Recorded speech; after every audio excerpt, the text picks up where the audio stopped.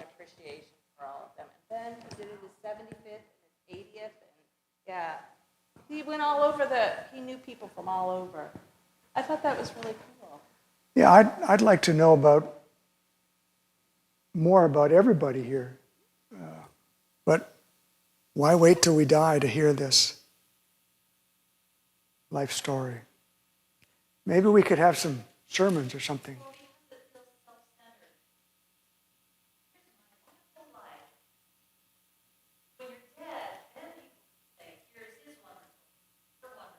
Well, that's true. No, that's true. Well, you can still share how much you love and appreciate a person. Yeah. Yeah. Why are you laughing? Yours is the blue mic.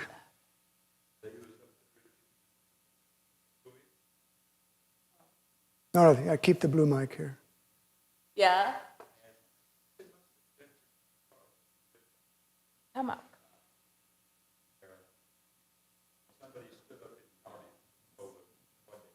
Why can't I bring this up?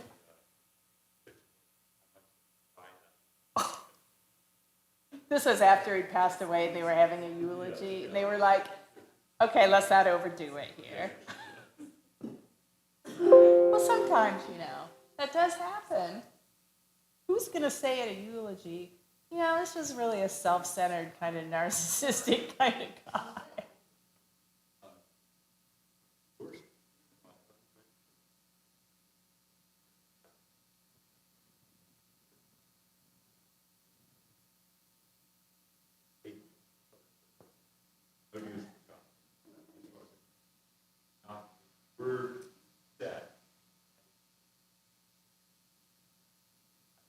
Just a song?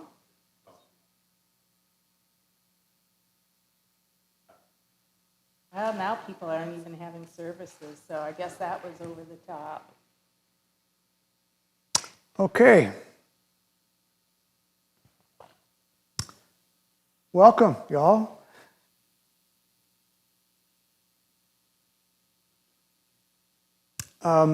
Would someone like to volunteer and have a prayer as we start? Thank you, Cal.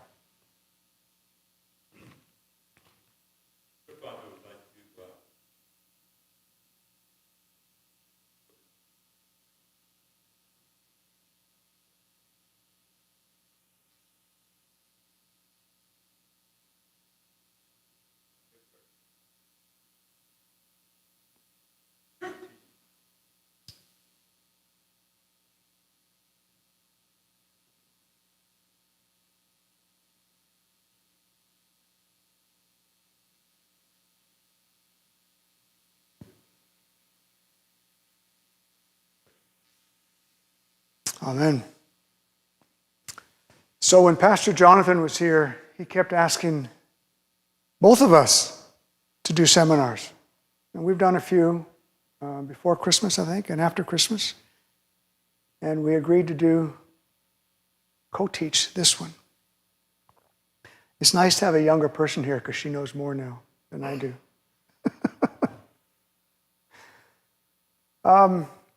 There is a problem with weight control in America. And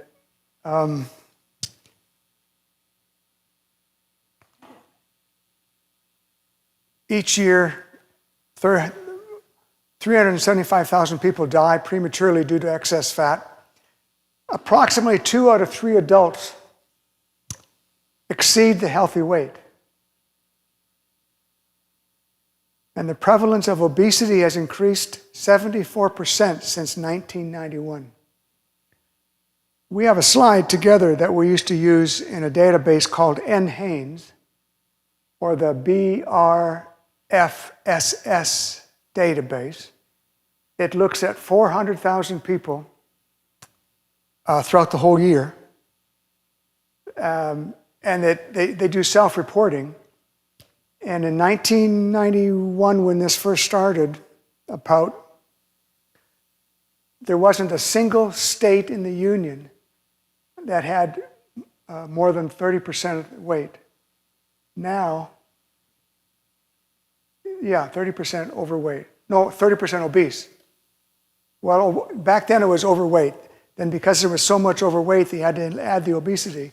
And now we've got almost half the states have over 40% obesity, not just overweight. NHANES, NHANES, is your taxpayers funded database. And the other one is BRFSS, which is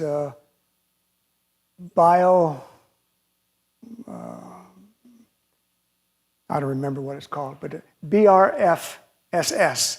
You look those up on the internet, and you can get hundreds of PowerPoint presentations and slides on what we're talking about. Yeah, you'll find it under the CDC.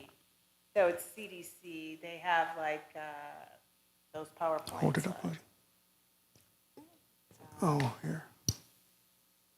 There.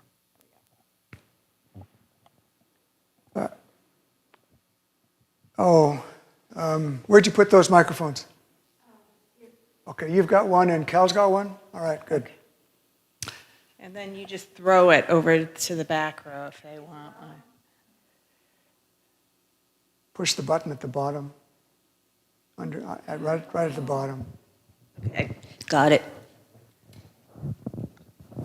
Why are we even concerned about excess weight? Well, excess weight increases our risk for heart disease, stroke, type 2 diabetes, osteoarthritis, certain cancers, Alzheimer's, early death.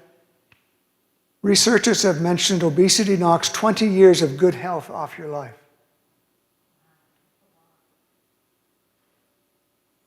The risk of disease is significantly higher in overweight persons. Now, that really should say obese persons, a BMI over 30. Severely obese is over 35, and we'll talk about what BMI means in just a little bit. But you can see, just with a BMI of 30 compared to a normal BMI of 22, all of those heart disease, there are 3 times heart disease, high blood pressure, gallbladder, and diabetes, 10 times the risk. Now, there is some good news about weight. You don't have to lose all your weight. If you just lose 10 or 15 pounds, you'll make big improvements in your health. Improved glucose, improved blood flats, improved blood pressure, significant decrease in other health risks. Now, what is a healthy weight? Well, for young adults, it's usually the weight at which you look and feel your best. For athletes, the weight at which you perform your best. For all the rest of us, it's a range of weights for a given height that correspond to the lowest rate of morbidity and mortality, or sickness and death.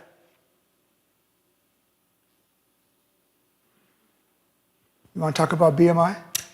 Yeah, so BMI is just a standard used. If you go to your doctor's office, they may determine what your BMI is and track that and use it, obviously, to look at disease risk. This is a formula that you can use. It obviously looks at weight and height. The easiest thing to do is to go on your phone and look for a BMI calculator and stick it in, and it will tell you what your BMI is. And then it will generally tell you what category you fit into, whether it's a healthy or too much or too little or whatever. But that's what it's used for. I do want to say that when this was generated, it's mainly for middle-aged individuals. It's not a good predictor of athletes. It's also not a good predictor of those in their senior years, because your lean body tissue starts to decrease and your fat tissue starts to increase. So you might look really thin, but you could be over fat. So it's really good for middle-aged to slightly older average individuals.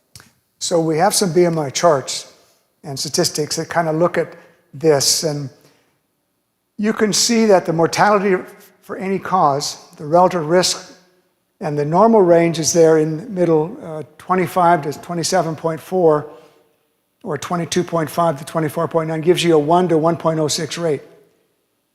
I'm only concerned about anything that begins with 30 to 34.9 and above. That 1.21 risk increase there actually is beneficial in some other people. We'll talk about those in a moment, but the goal is to stay less than 30 BMI. I wouldn't get too concerned about being 20 or 22 BMI. Would you agree with that?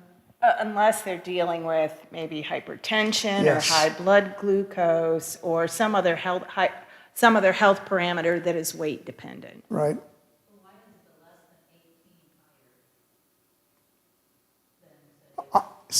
Underweight can be a risk factor unless, well, if you're exercising a lot and underweight, that doesn't seem to be the risk factor. But if you're underweight and have no other issues going on, that can be a risk factor for premature mortality. I think about older people too that are frail and underweight. Yeah, they're less likely to survive some sort of illness that comes, So not an athlete who's in really good shape. no. No. In fact, athletes should really look at different factors other than BMI. There is a condition called sarcopenia that as we get older, we replace muscle tissue with fat. We may look the same, but when you do an in-depth analysis of percent body fat, you see your percent body fat has gone up and your percent lean muscle mass has gone down. That's particularly important for those of us in our retirement years. We could do some tests on the floor, and I could show you how I used to get up without my hands, but now I need my hands to get up off the floor. Why? Well, I'm older. I don't do as much exercise. When I was in the athletic time of my life, much to my chagrin, I can't jump up like I used to. And the real issue is, how difficult is it to get out of your car now that you're 75 or 80? When we're 35 or 40, there was never an issue about getting out of your car. You just jumped out. Now, as we age, we have to be careful. We have to maintain a certain level of physical fitness. And if we add 30 or 40 pounds to our frame, that's a 30 or 40 pound piece of weight you've got to carry out of your car now, or out of your chairs at your dining room table. So for men, this is a chart for men. Again, I'm focused on the 30 to 34, and the same with women, 30 to 34 BMI. Now, I do have a slide here that it's not a very good one, but it shows the range of obesity from 1999 in blue to the years in the 2000s, or 2017 to 2020, the adults went from 30.5% to 41.9%, and it's not slowing down. Now, why is it not slowing down? Why? Why is the obesity rate increasing in America since the 1990s? More, use your microphones. More fast food, more junk foods.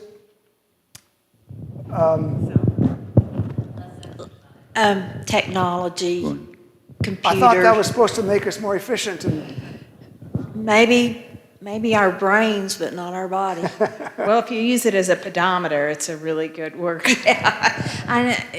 But you know, a lot of it is kids not playing outside, but spending too much time behind a screen.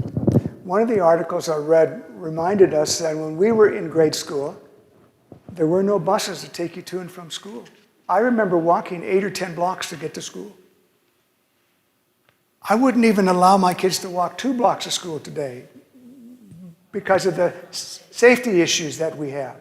And we don't have sidewalks on all the roads around here. But it's not just exercise. Our dietary True. our dietary habits have changed significantly over the years. And as the Western diet creeps into other countries, they're developing the same Western diseases that we have here, the same lifestyle diseases. So We're going to talk a lot Right. about that, aren't we? yeah, so I remember doing a seminar like this on the island of Chuuk in the South Pacific. And I did a seminar for the high school students in the elementary school, or the middle school. There may have been 1 or 2 overweight individuals there. I did the exact same seminar for their parents in the evening, and there may have been 1 or 2 normal weight adults. And in the islands, it's quite common to gain weight because that's proving to the rest of the population that you're prosperous, you're affluent, and you've arrived at the success that you were trying to be.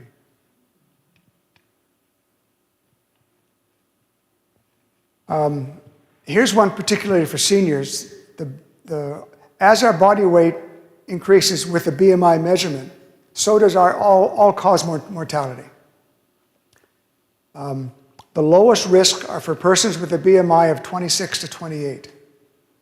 Now, I've got another slide we'll get to momentarily that still focuses on BMI of 30. So weight trends in BMI, longevity. The ideal BMI associated with the lowest level of chronic disease and mortality increases with age. So this is from the National Institute of Aging. As we get older, the ideal BMI in the high 20s for men and for women. Okay, I'm going to extend that to the 30s, and I'll show you why in a moment.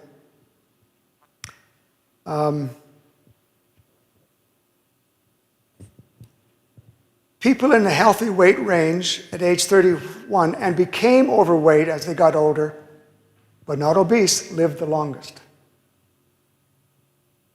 So it's okay to gain weight, but still stay in that overweight category. The problem becomes when you slip into the obese category.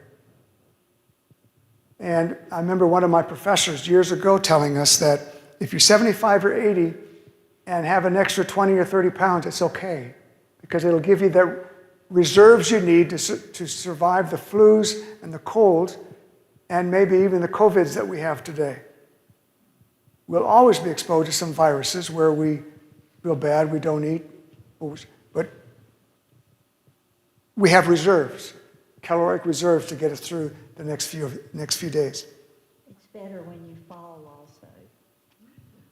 It's better when you fall. It's true. I mean, it really is. People, It's true. they break less bones.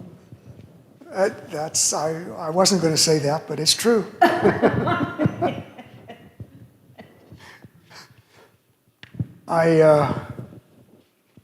I got on an airplane one time and got in the middle seat because I got there late. And there were two obese persons sitting next to me.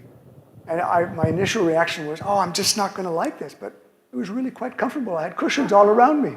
It was okay.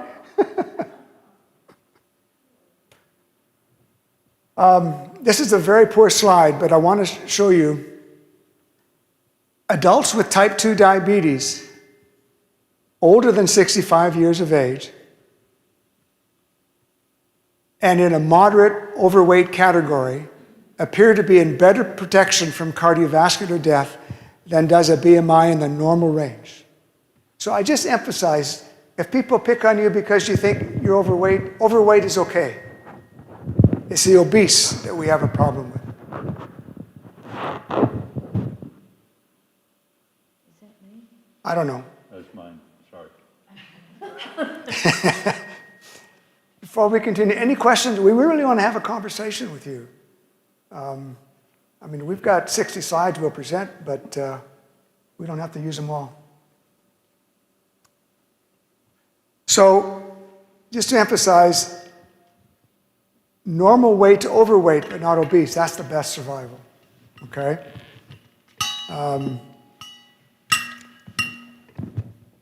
Life expectancy, let's go into here. So, we talked about BMI. Tricia mentioned the BMI. There's a formula. Go online and check it out. But it doesn't distinguish between body fat and lean muscle tissue. And it's really not beneficial, like you mentioned, with the athletic individuals. Or older. Oh, and older, right. I remember reading about a MRI study in England of older folks, of middle age and older folks. And those individuals who looked normal weight actually were obese because their organs were surrounded by fatty tissue. But they'd lost muscle mass, so you couldn't tell physically when you're looking at somebody. Yeah, and I just want to interject. I hear what you're saying statistically about obesity and overweight, but it really comes down to what you're eating as well, because you can be overweight and still be very unhealthy if you're not exercising and choosing a proper diet. Very So true. let's not forget about there's visceral organ fat that can be affected. So while statistically, yes, it may be better to be overweight than obese, there's still many good reasons to work towards a really healthy diet. There is, So and I don't disagree with that. I just felt like we were leaning a little bit too much this way, and I wanted to bring it back to the center a little bit. I've had lots of patients in my offices a few times that are almost depressed because people have called them overweight. And so we have to be careful about that. But anyways, waist circumference, do you want to talk about that? Well, this is just another way to measure. Well, this gets your visceral fat that we're talking about.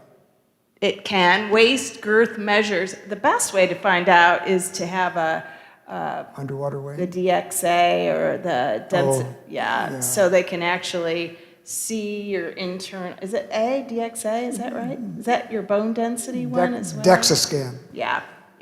Anyway, that would be the gold standard. But waist girth measures your intra-abdominal fat, which is the most dangerous kind of fat, and it's better than BMI because, again, we're looking at risk factor. Individuals who are we going to get to the apple and pear shape? Okay, so I won't go ahead on that. But you could have great legs and a great rear end, but a belly that extends, and that places you right there at a higher risk for diseases like hypertension and diabetes, type 2 diabetes. But this is telling you how to measure your waist girth. And again, you can go online and check yourself out to see where you fall in there. Oh, or you could look at the next slide. So there you go. If you are a woman and less than 33 inches, what is that? Low, medium, high, low risk. And then you can see moderate and moving on to high risk reduction. So Bottom line, greater than 35 inches for women, greater than 40 inches for men. It puts you at higher risk. That puts you at higher risk. Yeah. We don't need this one. So let's talk about those trends in eating practices. Where is the apple pear slide? Oh, I can get to that. Let's do that now. Yeah, that makes sense. Yeah, the slide that Gerard is 40, greater than 40 inches. It's inches. So Gerard is looking for a slide that I use in my class. Here it is. And this is body fat distribution, talking about are you an apple or are you pear-shaped? So I always tell my class it's better to be a pear than an apple. So it's better to carry fat in your rear end and hips than it is to carry it in your abdomen. And that's because that indicates abdominal obesity. It's also called android obesity. It tends to happen when women go through menopause. The weight gain tends to be in the belly area, and it can lead to and indicate unhealthy cholesterol levels, problems with insulin regulation, and as I said, increased blood pressure. So, yeah. I had meant to put that up higher and I forgot.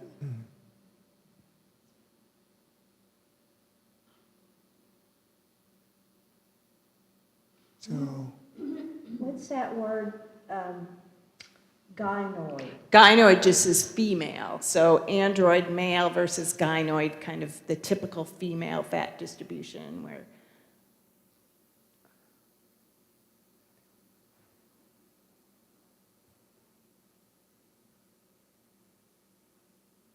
All right, trends in eating practice. well,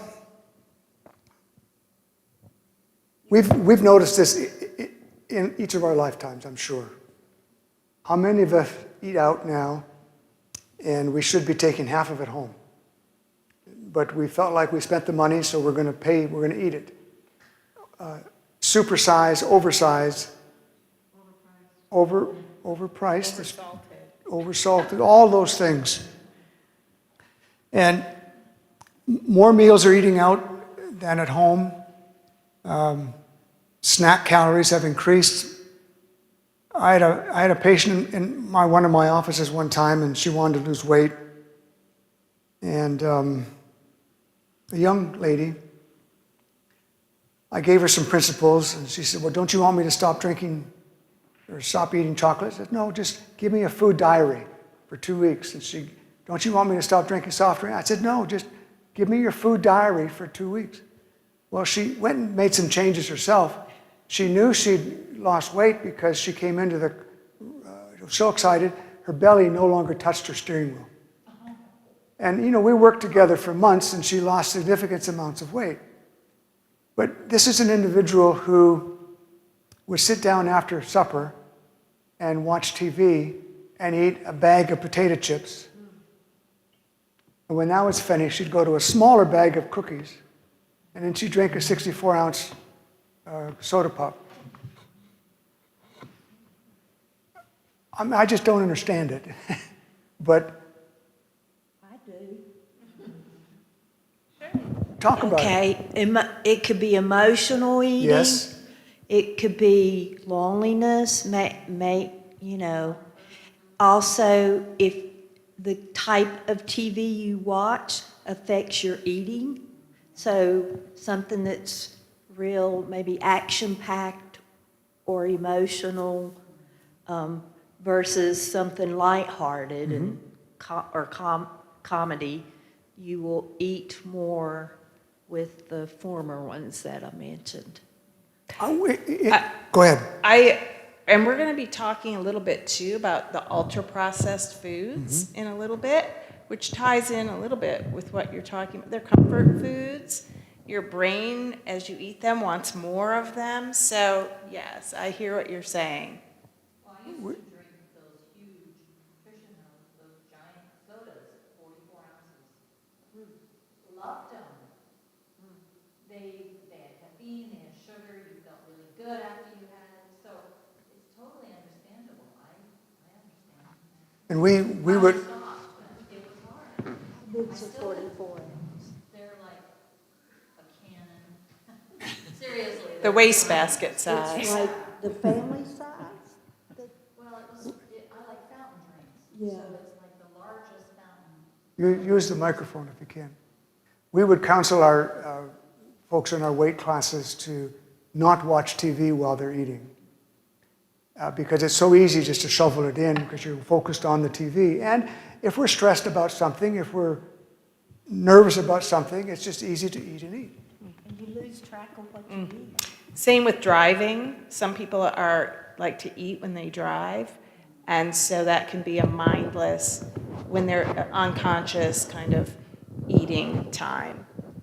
That's why I didn't become a truck driver, because I realized through my habits I would be as big as a truck in a very short time. Well, my brother's an 18-wheeler, drives a truck from Calgary, Alberta, down to Mexico, or before then Mexico, or all over the U.S. really, picking up food for Canada most of the time. And when he had a flatbed, he was picking up wood, lumber and steel. And he had to get out to wrap it with all the tarps and take it off. And he wasn't gaining weight. Now he's driving a van picking up food, and he's gained 75 pounds because he no longer gets to exercise by strapping and unstrapping the load. And he says, I don't want to strap those loads. They were too much exercise, but that's the only exercise he got. And he used to smoke cigarettes, and now he uses the the nicotine gum, but he's always munching on something to help stay awake. And I love that. Unfortunately, you're gaining weight. This study looked at fiber, and it found that the best predictor of weight gain over the 10-year study was a low-fiber diet. Now, what happens what kind of food are you eating when you're eating a low-fiber food? Right. You're eating processed, and Tricia's going to talk about ultra-processed foods in just a minute. Yeah, I do want to just say, because I was listening to a podcast on the way over here, the American Heart Association looked at 100 different diets. And there is no agreement on the perfect diet. But they did come to one agreement, according to what I heard on the podcast. I have the article, I'm going to read it. But that is a diet that is rich in fiber and low in sugar and processed carbohydrates. So that is one conclusion that they could agree upon. So these high-fiber diets usually protect against obesity and heart disease by lowering your insulin levels. But it also gives you a lower risk of cardiovascular disease. And you see on the right the donuts there. Those are refined grains, most of the fiber is removed. So we need to eat less of those. I don't mind you eating donuts once a year. It's no big deal. But when we have a donut after every meal, that can be the problem. Now, my wife tells me I have a sweet tooth. I don't always like to agree to that, but I guess I do. She makes a very special cookie. She and her mom make a very special cookie for me once a week, usually. And she'll make a dozen. It's an oatmeal, date, gluten-free, absolutely delicious cookie. And it tastes like it isn't gluten-free because it's using oat flour. And it's wonderful. And thank you, ladies, for doing that for me. Those eating the processed food ate 508 more calories a day. Oh, this is the study. This is the ultra-processed food study. Okay. Yeah. So I actually have been, how many of you have read anything about ultra-processed foods? It's kind of the new thing in the media right now. Lots of stuff on ultra-processed foods. And what do I mean by ultra-processed foods? I was just looking to see, I guess I don't have a slide on that. Ultra-processed foods have different definitions, but they're foods that have basically been deconstructed and then reconstructed. They're also foods that have ingredients that you wouldn't have in your own kitchen. So things like food colorings and preservatives and emulsifiers and things along that line. Sometimes they say if they have even 5 or more ingredients, they're considered ultra-processed. And I'm not talking processed, Processed foods can be wonderful for you, frozen vegetables and canned fruits. So I'm not talking processed, I'm talking ultra-processed, where things have been added, where this is becoming far from its original food product, okay? It could even be bread that you buy in the supermarket. It could be Twinkies, it could be fruity yogurt, but it could be bread. And not all of them are the same. All right, go back to the study. So this is very interesting. They did a randomized control study. And can you go back one slide? And they had two groups of subjects. I believe there were only 20 of them, but it was in a clinic. They were they had to stay there for the time being. So they were fed food in a supervised environment, and for 2 weeks, they were randomized to eat either a ultra-processed, that should say ultra-processed diet, or a unprocessed diet. And these diets were matched for calories, they were matched for sugar, they were matched for fiber. So the only difference between them is that one included ultra-processed foods like Spam, and the other one might have chicken breast, okay, or whatever. So I read in an article today what the foods were. Anyway, though you could eat as much as you wanted, even though the foods were matched. So if you ate one meal, it could have been the same, but you could eat as much as you wanted. Go back, please. Still go back? Oh. Those eating the processed foods ate 508 more calories per day. They gained 2 pounds on the processed diet. And when they took them off that unprocessed diet, they lost 2 pounds. So this is the first randomized control study of its kind done in a lab, but they have done other studies before, like looking at data over time, that have also shown that these highly processed foods seem to promote weight gain. Not only weight gain, but other things that I think is on the next slide, maybe. Yeah, so this is actually your slide. Mm-hmm. Do you want to talk about this? No, go ahead. Well, just ultra-processed foods intake also increase the risk of cardiovascular disease. I'm not familiar with the statistics here. Each additional serving of ultra-processed foods increase the risk of cardiovascular disease mortality by 9%. That's a lot. Each additional serving by 9%. And the average person ate 7.5 servings of ultra-processed foods daily. In Great Britain, they were saying 85% of the foods eaten by children right now are ultra-processed. Here's one about youth. Oh, okay. This is yours. This is, 2/3 of the calories eaten in youth now comes from ultra-processed foods. Yeah. Linking, of course, to an increased risk of obesity. When we were in school, I can't remember even a vending machine giving us the packages. And now they're pretty much in all the schools, apparently. Well, it's not just that. It's breakfast cereals that you eat. It's ubiquitous. Yep. You have to consciously make a decision to eat whole foods.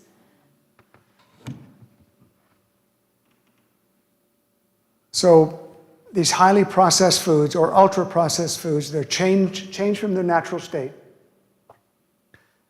I used to say if they're just in packages, they may be ultra-processed. They most likely have added sugars, fats, salts, and other additives. You read the list of ingredients and you wonder, what in the world do those things mean? Anything with an OL after it is going to be higher in sugar. They have many nutrients removed, that is, the vitamins, minerals, and fibers. There seems to be increased advertising on people eating processed pills with fruit and vegetables in them. And they say, wow, I feel great when I eat these. Well, I feel great when I eat fruit and vegetables. Why do we need to eat all these pills with fruit and vegetables in them? Well, if people don't eat the whole foods, maybe they can benefit from these pills giving us fruits and vegetables, but I think it's still better to eat the fruit and vegetables whole the way God planned it for us. Can I just go back to the ultra, do you wonder why Which one? they gained weight on the ultra-processed foods? Why do you think? Well, they ate extra calories, but why do you think they ate extra calories? I mean, the meals were matched calorie for calorie. They chose to eat those extra, you could get as much as you wanted. Why do you think? Addictive ingredients. Yeah. The purpose of the study wasn't really to decide that, but other researchers are surmising, and it's still kind of being formulated, but a growing number of scientists think that it disrupts the gut-brain signals that normally tell us we've had enough, and it's failed signaling. I just thought that was interesting. This is very new, so there isn't really a conclusion, other than when they stack all these ingredients, it does something with your dopamine and your ability to want more and more. So just keep your eye out for articles. They're all over on ultra-processed foods, and follow that. This is also where the idea comes in with chewing the food longer and taking 15 or 20 minutes or even longer to complete a meal. Why? It takes about 15 to 20 minutes for the satiety center up here in our brain to realize, oh, I'm full. I don't need to eat anymore, even though your stomach is distended. If you eat it in 5 or 10 minutes, your brain doesn't get that sense of fullness. Yes? Also, with fast food, there's not the nutrition in there, and so you don't have the satisfaction. Your body doesn't get nutritional satiation. Yeah, that's what Tricia was just mentioning. There's so many other ingredients in there that mixing these signals up. Chew the food. We used to encourage our patients to set the fork down or count to 30. That's almost impossible to do. So, set your fork down, and I'll talk later, but don't eat leftovers. We like to tell our people we should still be able to see the plate when the food is piled on the plate. You need to be able to see the plate, and so my enterprising folks got a bigger plate. That's the wrong thing to do. So I've seen people go to our fellowship meals, and that plate is 6 inches high, and you can't see the plate when you look at it on the top. But those plates are little. Yeah, I've heard that. No, it's true. Yeah, it's Sabbath. Don't pick on me, right? There was one week at potluck, somebody had brought the big plates, those big oval ones. And I was like, oh no, I'm in trouble. Because I got, from my mom's house, she gave me all her little plates from the Corral set. I don't know what they're called, but it is easier to use the smaller plates because it tricks your brain a little bit. We encourage our patients to use a slightly smaller plate. Instead of a platter, use a 7-inch plate instead of a 9-inch plate. And make sure you can still see the plate. Not all of it, but see some of the plate. And it seemed to help some folks. Here's how you identify processed foods. There's fresh corn versus processed is canned corn, and ultra-processed is corn chips, corn flakes, apple sauce. This hurts me because the apple pie is still fruit, but it is ultra-processed. Yeah, and then after apple pie comes apple gummy. It's the ultra process. There you go. Why would you say apple pie is ultra-processed? Well, According to your definition. because of the added sugars, the added grains in the It's crust. still stuff you find in your kitchen, and it doesn't change. Technically, according to the NOVA definition, would not fall into that, depending on what you use if you're making it at home. So it's a little bit different. What you're saying is you're getting far away from the natural beneficial effects of the food. The apple pie we have at home is very healthy because we didn't buy it in the grocery store. If you got a fried apple pie from McDonald's, it would definitely fall in the ultra-processed category. What would make more sense here is to go from the apple to applesauce to apple juice. Perhaps that makes more sense. But there's some good apple juices, so you have to be careful how you process it. We're going to talk about calories in a little bit, but let's agree on the whole wheat to the wheat Chex to the donut or cake. Okay, we at least agree on that, all right. And potato chips. So there's some pictures that we want to eat those in the lower right there and stay away from those in the top right. I like a potato chip just like anybody else, and I like French fries just like anybody else. I just don't eat them every day.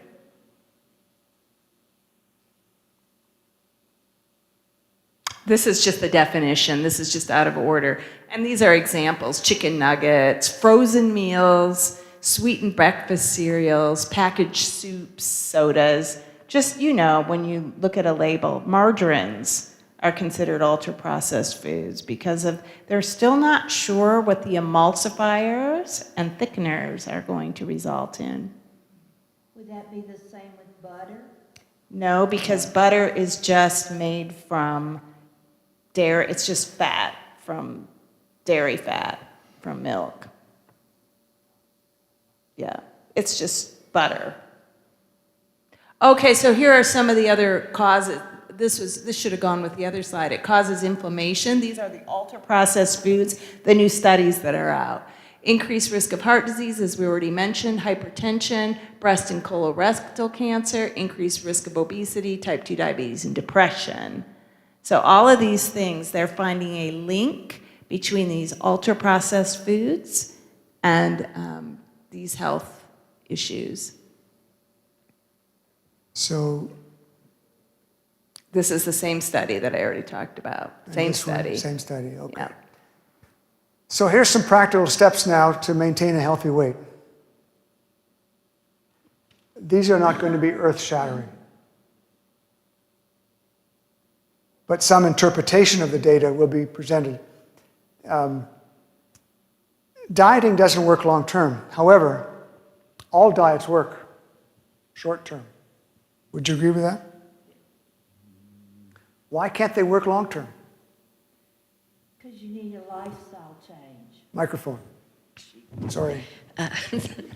Good answer, though. That's the right answer. You need Because a- you need a lifestyle change. I didn't read that. That's all right, but that's what it says. I just knew the answer. I won't credit. And that was a good answer. We need a good plan to give us some healthy eating habits, a good plan to develop a regular exercise program, a good plan to help it with various coping skills, because many of us use food as a coping mechanism.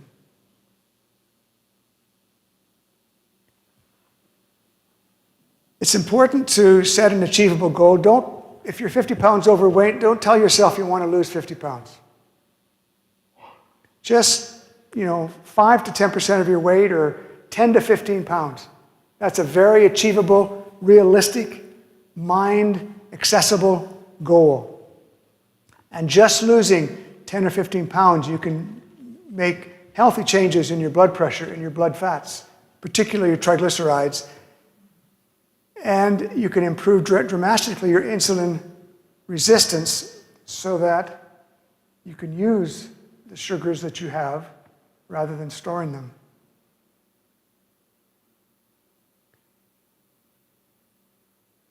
A weight loss of 1.5 to 1 pound a week is a practical goal. And I usually emphasize here, how much weight did you gain quickly? Nobody gains weight quickly. It's usually 1 or 2 pounds every couple weeks. And so in 20 years, you may have gained 30 pounds. Yet when we want to lose weight, we think we want to lose it in the next 2 or 3 months. And that's not just realistic, and it's not healthy to lose weight that quickly. And it's easy to lose the first 10 or 15 pounds, so you want to be exercising. Otherwise, you're just often losing just weight, water loss. And then when you lose 10 or 15 pounds, wait, stabilize, and then go through the process again. And in the meantime, you're learning good, healthy principles. Here's where I like to emphasize, if you can't get skinny, at least get fit. But skinny doesn't necessarily equal fit. Correct. But this is a play on words here. My business partner the last 10 years, we were classmates at Loma Linda, and he was my business partner for my last 10 years of career. He was always overweight, and I was always usually normal weight, and we rode bicycles all the time, and he could ride and ride and ride, but he loved to eat. But he exercised often 2 hours a day to maintain his eating habits.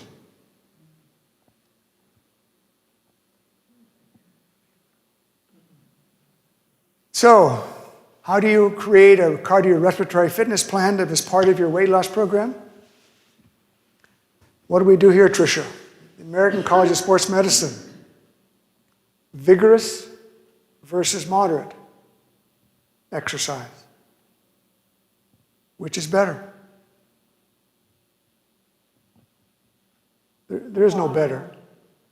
Any movement is good. Yeah, thank you. 10 minutes of movement is good. There is no better. And if you want to exercise vigorously, that's fine. You do tend to increase the risk of injury, so be careful. Light housework, right, Cal?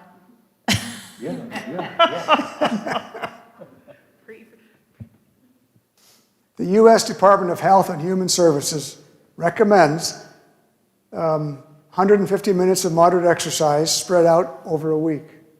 So you can do 10 minutes at a time, or 15 or 20 minutes at a time. It doesn't matter. It's just good to be active. I think the thing I want to say about exercise is you don't realize how good you feel when you move.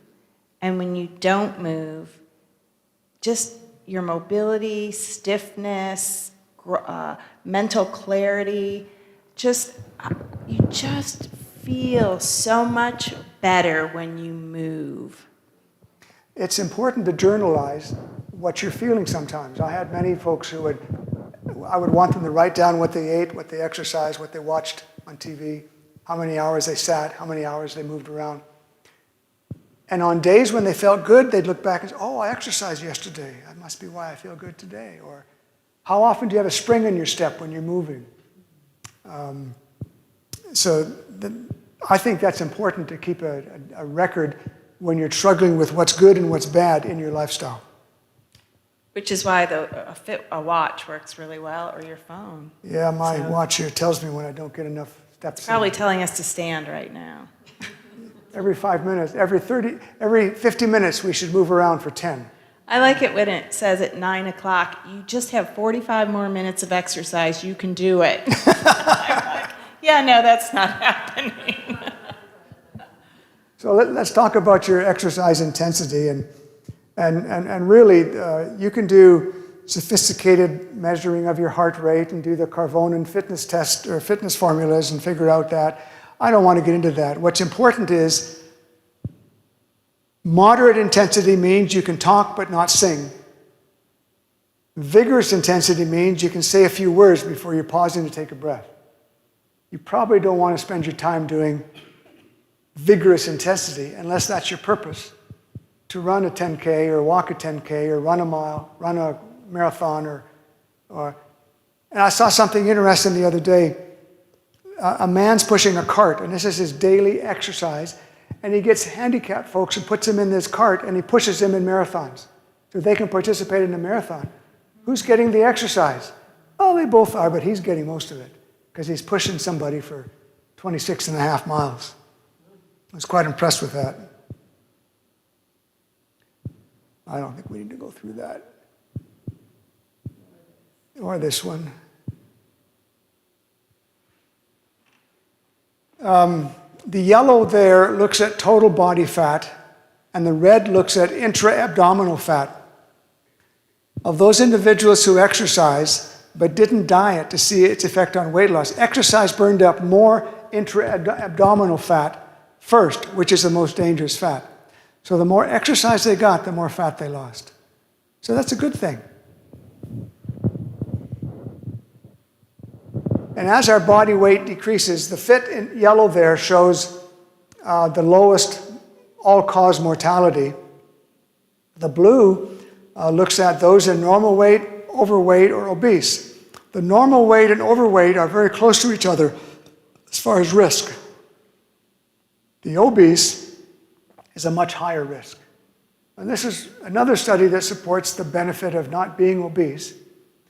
And if you're going back and forth between normal and overweight, I'm not really concerned about that. You okay with that? No. I'm okay with that as long as they're eating a whole food, plant-based diet. Thank you. Emphasize that, why don't you? We talked about that.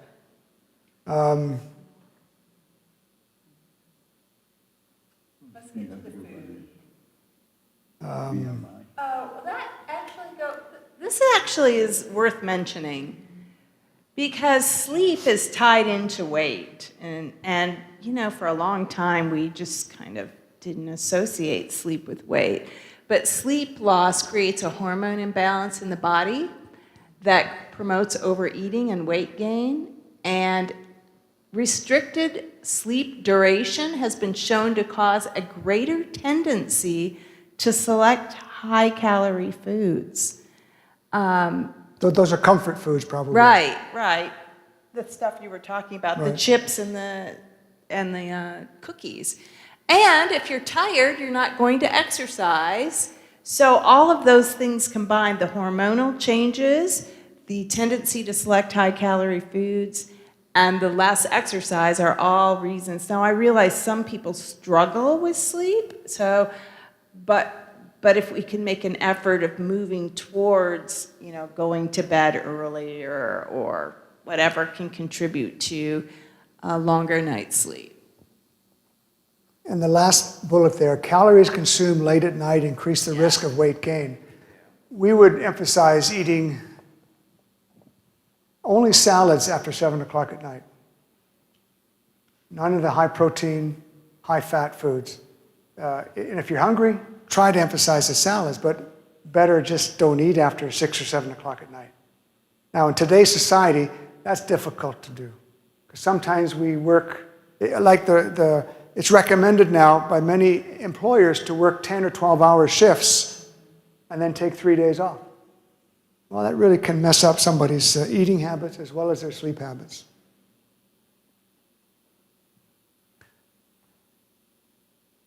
What are healthy foods?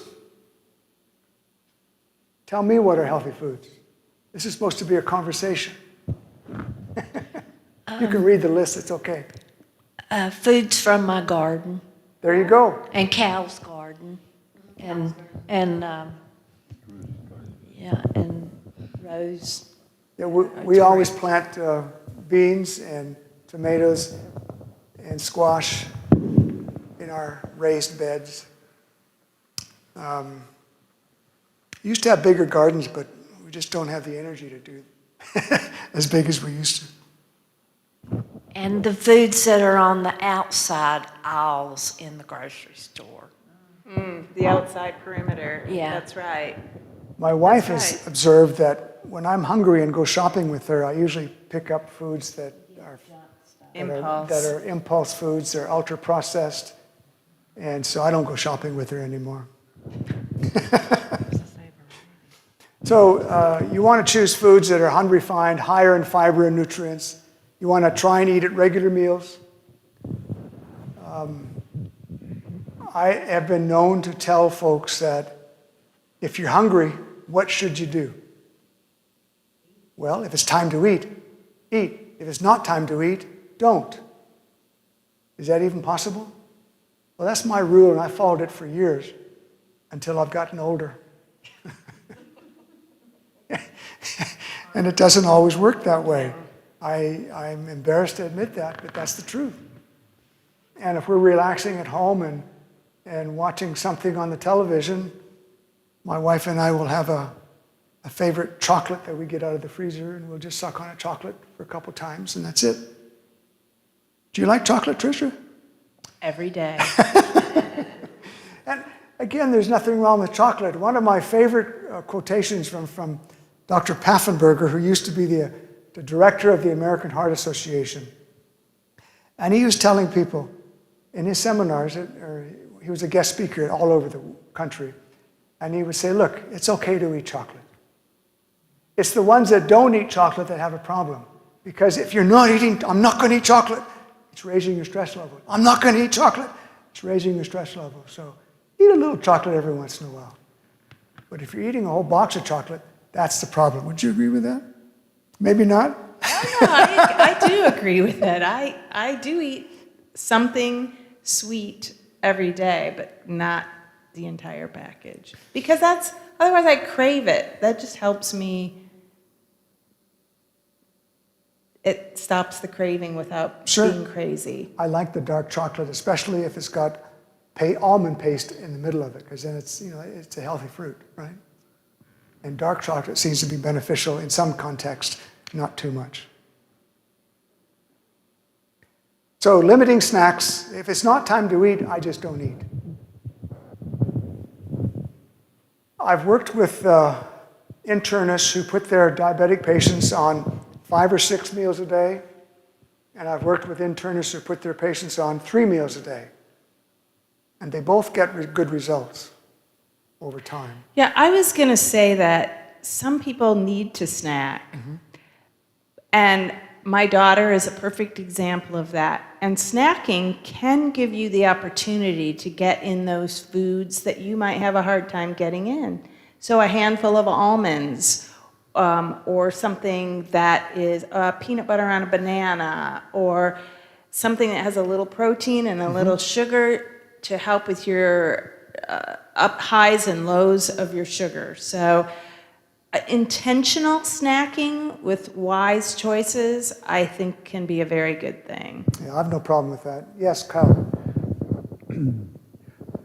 We're discussing this, and it always strikes me when we're in these discussions that they may be more to healthy eating than just what we're talking about. And the fact that basically you just mentioned it a minute ago, it has to do a lot of times with our attitude also, as to how we think about food or how we think about something, just like you're talking about. I need something sweet each day. As far as that goes, that's sort of an attitude thing. And I think that a lot of times affects how we take and approach food also. Sure.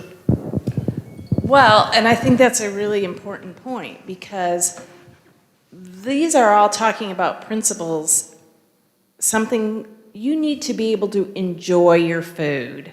Okay, that's the bottom line. You need to find things within these guidelines that are appealing and delicious, and you can do that. But it's a gradual kind of moving into that realm. And there's nothing wrong with sweet. We both eat chocolate occasionally, but it's the excessive use. Balance is a key principle in all of this. A dietitian once told me the typical American eats about 14 or 15 foods over and over again. We're missing out on 60 or 70 other kinds of foods if we don't have a variety in our diet. I've heard mentioned that we should eat a wide variety of unrefined foods to maintain our ideal weight, whatever that is, for your activity level.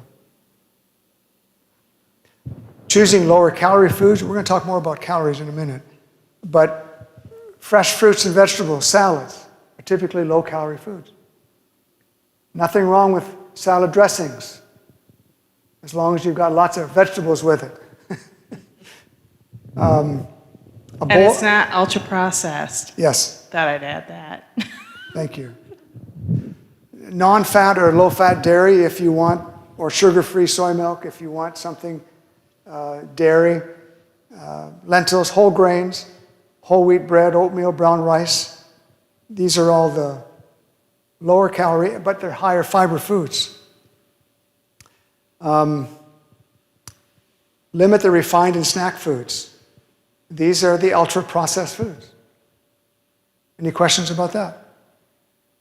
So you see the carrot is there. And I've never seen any, I guess I have had candied carrots at Thanksgiving a few times. So limit foods high in saturated fats. Nothing wrong with a hamburger or a veggie burger or a pizza, but if that's what you have 3 or 4 times a week, then maybe that's a problem. The pizza we have at home has got lots of vegetables on it when my wife makes it. Maybe that makes it healthier. Is that what makes it healthy? I do too. I have it every Sunday afternoon. Portion sizes. We have learned to eat out and almost eat twice as much food eating out as we normally would at home. So when the 3 of us eat out, when my wife and my mother-in-law and I eat out, we usually take about half of it home. So we get a free meal when we go home. Eating slower. That's sometimes hard for us. Both of us have admitted that we eat fast. And it's just hard to eat slower, but some people can consciously do that. Late night eating or binge eating can really affect your sleep. Lack of sleep and weight gain. Tricia mentioned it just a little bit before, but there's hormone imbalances in the body that promotes overeating and weight gain. Now, we want to talk about this just briefly. Some people like to have a menu plan. I've never been a fan of it, but I've offered this to many people. I used to have it all printed out in a 1,500 calorie diet or a 2,000 calorie diet. We'd hand it out with examples. And some people like a menu plan. This is one thing that the government has done reasonably well. I like this one I've got on the slide versus this one here, because this one still emphasizes dairy, but that's what the government's got. Its lobbyists there. But if you go to choosemyplate.gov, you can print out some menu plans if you want a menu plan. And you can make it a vegetarian menu plan, you can make it a dairy-free menu plan, or you can make it a vegetarian and fish menu plan, whatever kind of plan you want to make. And it'll give you some...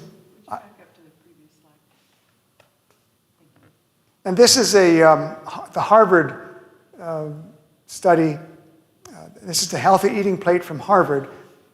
When the myplate.gov eating plan came out, because it emphasized dairy as little as it does there, Harvard came out with this eating plan, which was a much more balanced plan without the emphasis on the dairy.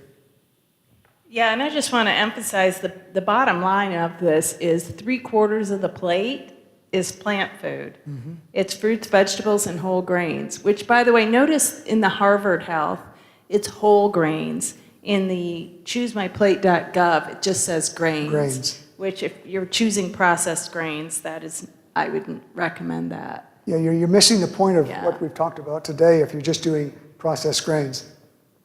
So this website, though, will give you a good reference point to creating a menu for yourself. So basically, to limit weight gain, limit these foods on the left and eat more of the foods on the right. I've got the food. I want to say something about obviously choosing a whole food plant-based diet. Also, it's super important that you include healthy fats in what you're eating. So I don't want it to appear as though low fat is what we would be talking about, because it's just choosing healthy fats. So your olive oil, your canola oil, your avocados, your nuts. So I just want to share one last thing. Please, I thought please this do. was incredibly interesting. So this is what, when you look at a label versus eating, just saying I'm choosing this food because it's a whole food. So let's say that you eat whole almonds.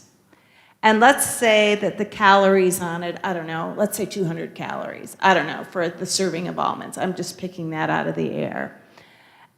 When you eat those almonds, 10% of that energy is released when you chew. Another 60% is released in the gut by your enzymes, but 30% of that fat is never digested. And it just shows the importance of when you eat a whole food. It's so good for you, you're getting the healthy fats, but it's not like having almond flour, which again isn't a bad food, but it's different. You would be getting 100% of that, just the caloric intake. So I just thought it was incredibly interesting to know that the calories on whole foods don't always reflect what's actually in the food when you're choosing a whole food, especially with nuts. Eat lots of nuts, they're good for you. I agree. You mentioned low fat. I've never been a proponent of a low-fat diet. We need to be eating, and I want to emphasize, healthy fats, not in excess. One of my favorite studies was in Finland, and those individuals who lived to be 100 years of age were eating a liter of olive oil a week. A liter of olive oil a week. Now, that might be excessive for some of us, but yeah. Well, that reminds me, there was a French study that when they needed to go to the grocery store, they rode their bicycle. What do? We drive a car. And the French have more stick shifts, so they're getting a little exercise with their legs, and all of our cars are automatic. Is that significant? Over 30 or 40 years ago, it might be. So you did talk about the food label a little bit and ultra-processed foods. I don't know why these got out of order, but at any rate, thank you for paying attention. I want to know if anybody has any questions that you specifically came here tonight with. Yeah, we really wanted to have a conversation rather than either of us presenting everything. So I think it's not a question, it's a comment, but I think it would be neat to have a little group that would share what they put on their plate. Mm-hmm. sure. Because I envision that plate that you put up there earlier, it's just a place with a little bit of beans and some carrots and some cucumbers, and really, are we going to do that the rest of our lives? If that's all the option is, that's a little rough. Yeah. But I honestly, when it comes to vegetables, I think you can eat limitless vegetables. But it depends on if you're adding a bunch of things to your vegetables. That's something you have to consider. I have never promoted limiting vegetable consumption. Neither have I. You're going to get full with all the fiber before there's yeah, no. I'm more like, how would you put it together? Would you actually put it together, or do you just sit there and eat 5 different vegetables and that's your plate? I'm interested. Is that how the really good eaters are eating, or are they making something with their vegetables? Patties or casseroles or something with vegetables. I think they're probably not eating casseroles. So I think it goes back to eating more of a bean, grain, vegetable-based meal. And then you don't portion size, I don't see it as being an issue. When if you're having, one meal a week, Dave and I might have black beans and rice, and then we'll put avocado, tomato, onion, and salsa on it. Well, I'm not going to worry that I had too big of a serving of black beans and rice, because I'm going to be full with all that fiber by the time I That's what I'm wondering. Okay, that's a meal right there. That Yes. sounds good, so I would write that down as Right. something that I could do on a day, but I would like a menu of those kind of ideas. If you go to the Harvard School of Public Health website and ask for their healthy eating plate, they'll give you some samples that you could use. But that might be something we could do as a follow-up. I'd just like to hear what you're eating.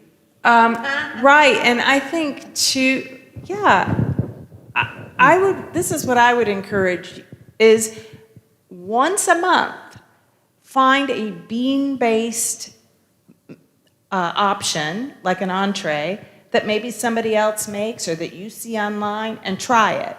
And just start introducing and trying new things. I mean, that's kind of, and then I have my standard 15 recipes that I use over and over and over again, that probably if we shared, we would have then 45, you know? Yeah, it'd be fun. Yeah. That would be a good follow-up, though. But I just really feel like when you're bean-based, grain-based, tofu-based, vegetable-based, that the portion sizes pretty much fall into place. I agree with that. I just want to know how. I know it. At Weight Watchers, they used to call the green vegetables free. Yeah. And Yeah, and when I did some clinical work with the lifestyle principles we're talking about here, I was known as the vegetarian doctor, and some people were afraid to come to me, but when they did come, I said, look, you don't need to become a vegetarian in order for me to continue working with you. But you need to eat 7 to 11 servings of whole grains. A few refined grains thrown in is okay. 5 servings of fruit,